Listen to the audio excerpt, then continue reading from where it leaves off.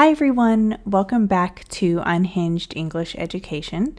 In today's video, we are going to discuss why the term native can be controversial when describing somebody's linguistic ability.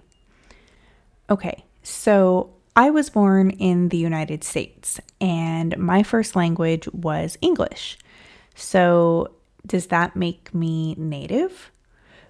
But what if I were born in a country like Japan to English-speaking parents? Would I still be considered native? Or lastly, what if I were born into a bilingual family where I had two native languages? Would I still be considered native in English or the other language, or would I be considered a learner in both of those languages? So we need to define what a native speaker is.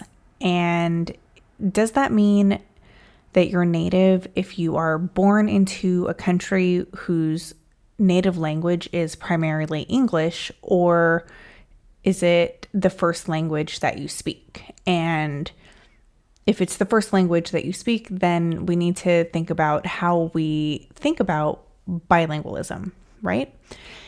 There is currently a very heated debate in the linguistic community about how we should classify people with a high expertise in a language.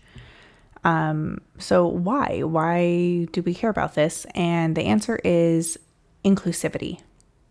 You see, those that argue against the term native think that it's an oversimplified term and it overlooks a person's ability to speak the language.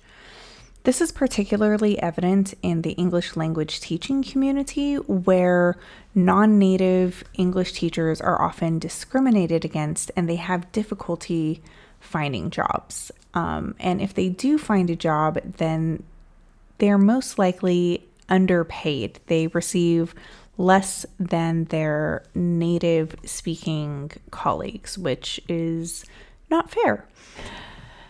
The people on this side of the argument would like to see the term native replaced with a term like L1 speaker, where L1 is referring to your first language, L2 referring to your second language. So I'm an L1 speaker of English, an L2 speaker of Italian, an L3 speaker of Portuguese, because English is my first language, Italian is my second language, and Portuguese is my third language.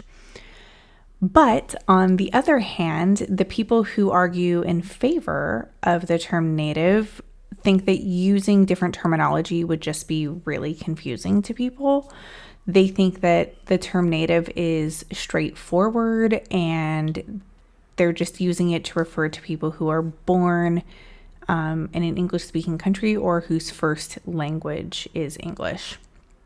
Which, I mean, makes sense, but at the same time, I refer back to my previous questions, like, what if you come from a bilingual family, or what if you were born in a country whose first language isn't English? The term is definitely easy to use and it's simple, but does it do more harm than good?